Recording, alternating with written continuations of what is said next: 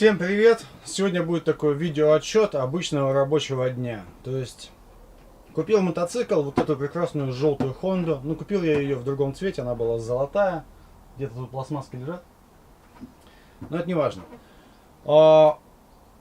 Купил, поехал, продавец сказал, там гремит маленькая цепь на насос.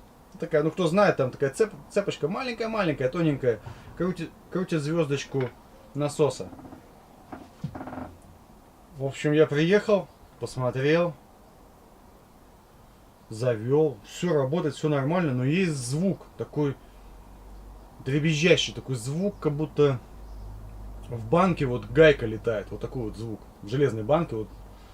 Я подумал, что это какая-то пружинка или шайба в глушитель кто-то уронил. Такой звук именно с глушителя. А продавец говорит, не-не, это с мотора звук. Ну да ладно. Газу даешь, звук пропадает. Вот. Я его, в общем, купил, приехал домой.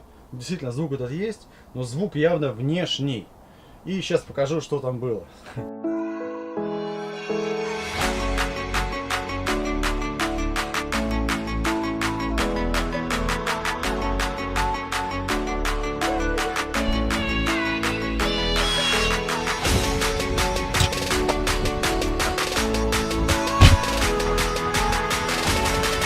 В общем, снял глушак, там внутри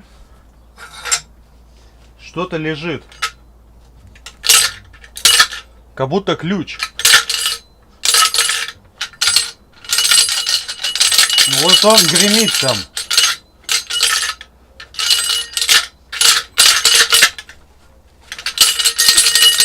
Как его достать? Где-то здесь. Такое ощущение, что когда ставили глушак, туда уронили что-то, или гайку, или еще что-то. Фу.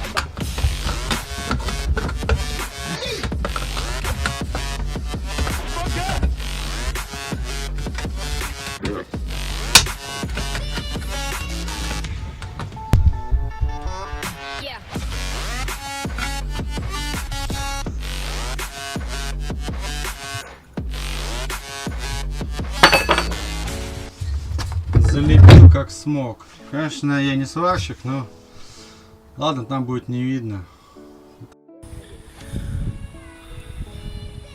Ну что, вот и завершился этот микропроект по смене пластика. Но в ходе пластика оказалось, что какая-то пластина внутри глушителя лежит, и пришлось глушитель весь снимать, распилить, достать. Напрыгался с этими поворотниками тоже. Что еще? В принципе, все целое, тут ничего такого нету. Не хватает ручки, потому что в китайском пластике здесь идет он без дырок. Я эти дырочки в оригинальном заклеил, ручки нет, к сожалению. Вот. Все с ним в порядке, заводится, работает. Ну, это та еще Honda, которая вот...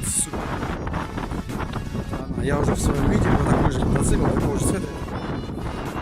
Действительно, это F4, ну, хороший мотоцикл.